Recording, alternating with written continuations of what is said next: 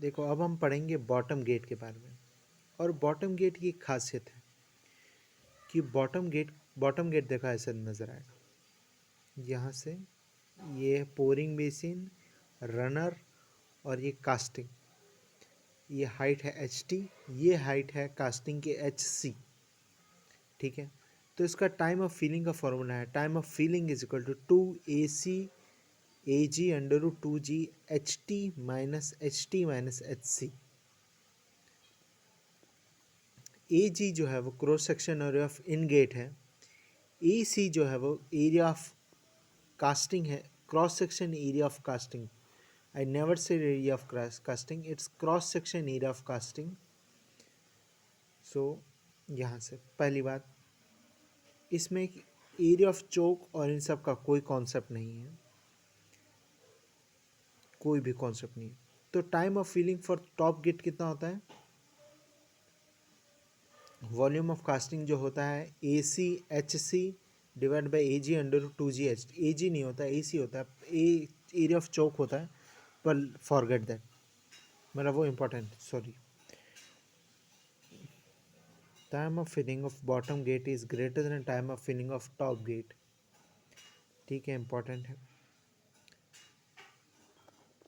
Bottom gate से कोई छेड़छाड़ नहीं करता है, क्योंकि ये फॉर्मूला जो है बड़ी दिक्कत से आता है, बड़ी दिक्कत से आता है।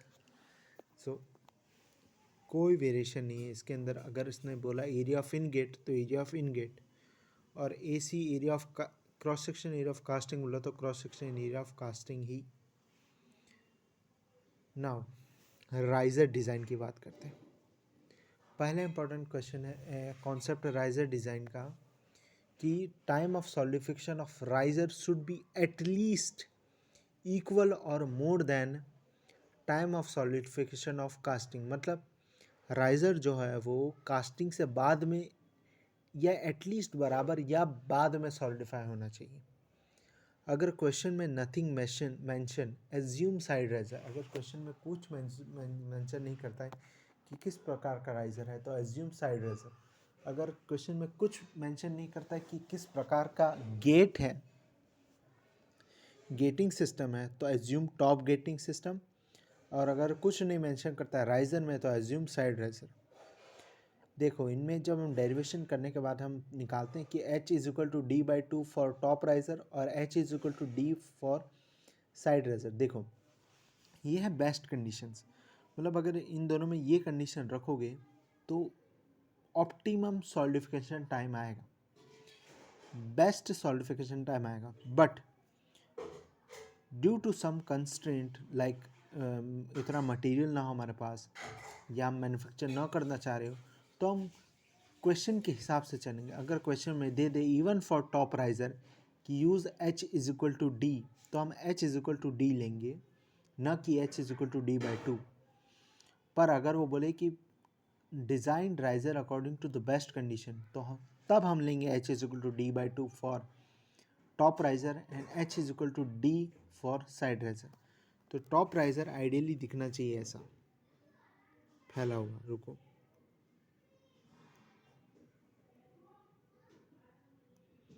ऐसा दिखना चाहिए। जो D होना चाहिए वो H के ट्वाइस होना चाहिए, या H जो है D के आधा होना चाहिए, और साइड राइजर दिखना चाहिए ऐसा बराबर दोनों, जितना H है उतना D है। पर अगर ये पॉसिबल नहीं है तो हम क्वेश्चन के हिसाब से चलेंगे।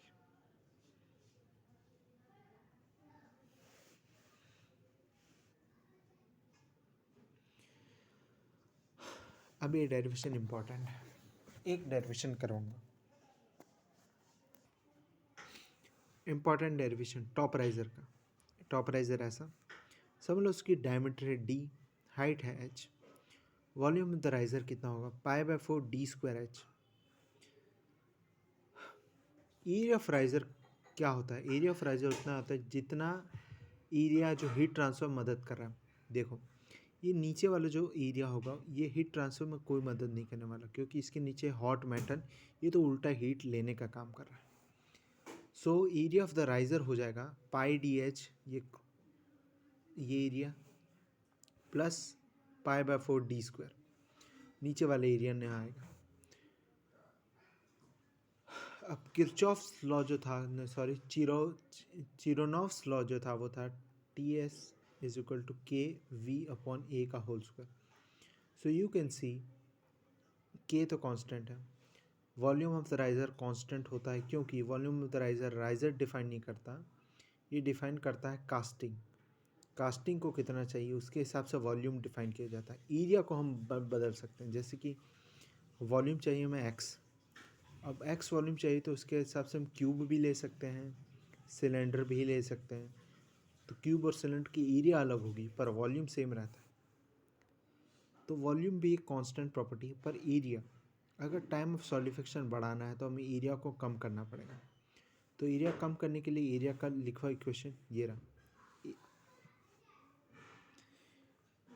Area is equal to πdh + π/4d²।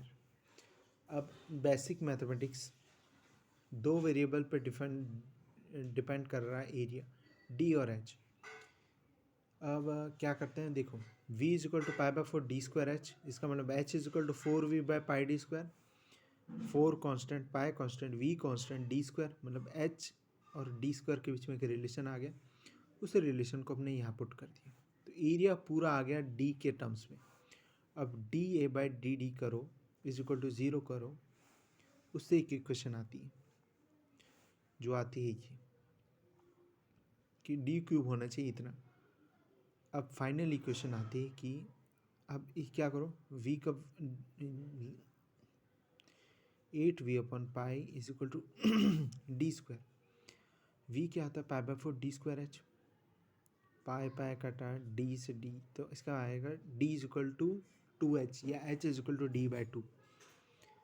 h is equal to d/2 आने का मतलब ये है कि अगर तुम्हें बहुत ज़्यादा सॉलिडिफिकेशन टाइम चाहिए राइज़र का तो use h is equal to d/2, पर due to any constraint question में कभी कभी नहीं भी यूज़ करता है। साइड रेजर क्या होता है, साइड रेजर होता है ऐसा। साइड रेजर ये कास्टिंग है, सॉरी कास्टिंग बड़ी होती है थोड़ी, कास्टिंग के बगल में एक साइड रेजर लगाऊंगा।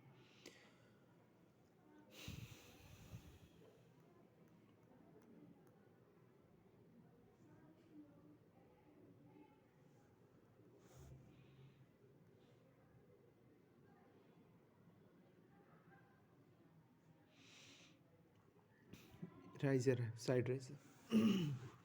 देखो साइड रेजर में नीचे वाली एरिया भी हीट ट्रांसफर करेगी क्योंकि यहाँ से कहीं हीट नहीं आ रही, ये सिर्फ ट्रांसफर करेगा, ऊपर वाले भी करेगी और एक कर्व तो करेगा ही। तो area is equal πdh + 2 π/4d²। Same अगर हम टैक्टिक लगाएंगे इसके अंदर तो h is equal to d आ जाएगा। पर even some due to constraint अगर नहीं यूज़ कर पाएगी तो कोई बात नहीं, पर अगर वो बोले कि फाइंड द ऑप्टिमम टाइम या बोले maximum solidification time possible for a riser, देखो क्वेश्चन में अगर वो बोले कि find the maximum solidification time possible for a riser, design riser according to that, design a top riser तो use h is equal to d/2, design a side riser for optimum या maximum solidification time use h is equal to d, but due to some constraint it may not be used। अब एक और modulus method, इस question से use modulus method of riser design, he means VR/AR is equal 1.2 VC/AC। ठीक है, modified Caine's method important है hollow cylinder. देखो riser को कैसे कैसे डिज़ाइन किया जा सकता है, या तो बोल दे कि यूज़ मॉड्यूलस मेथड, या बोल दे यूज़ केन्स मेथड, या बोले यूज़ नॉर्मल मेथड, वो डेरिवेशन वाला मेथड। 3 मेथड है इसके। We can not neglect modified Caine's method. Modified Caine's method क्या बोलता है, देखो शेप फैक्टर एक टर्म ये बताता है जो होता है length plus breadth divided by height of casting. ये सब length of casting plus breadth of casting about height of casting. अगर कास्टिंग है क्यूबिकल तो उसका शेप फैक्टर होगा a प्लस a/a, क्योंकि सारे डायमेंशन a होते हैं, तो क्यूब का शेप फैक्टर होगा 2। सॉलिड सिलेंडर का शेप फैक्टर क्या होगा? लेंथ कितनी है? h, और ब्रेथ कितनी है?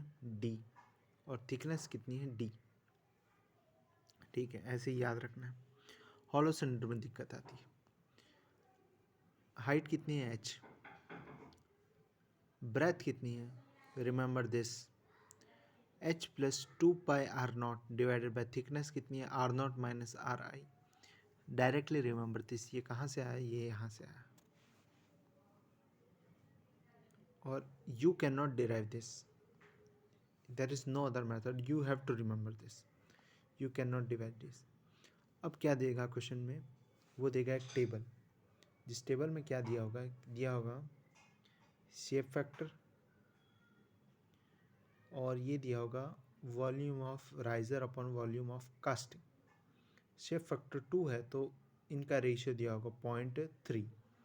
अगर शेप फैक्टर 4 आता है तो इनका रेशियो होगा 0.7। कुछ भी आर्बिट्ररी वैल्यूज है ये लोग, तो इसके हिसाब से हमें इसे सॉल्व करना होगा। So you found the 3 methods of riser design and yes each method is useful. पहली बात, modulus method very very useful. Volume of riser upon area of riser is equal 1.2 times volume of casting upon area of casting. अब second method वो derivation वाला, वो भी बहुत useful है। और थर्ड है ये मॉडिफाइड केन्स मेथड, ये भी बहुत यूज़फुल है। और ये हॉलो वाला तो और भी यूज़फुल है, हॉलो सिलेंडर के। इसके बाद सेंट्रीफ्यूगल कास्टिंग है और स्लस कास्टिंग है, वो बहुत ज़्यादा इंपॉर्टेंट है।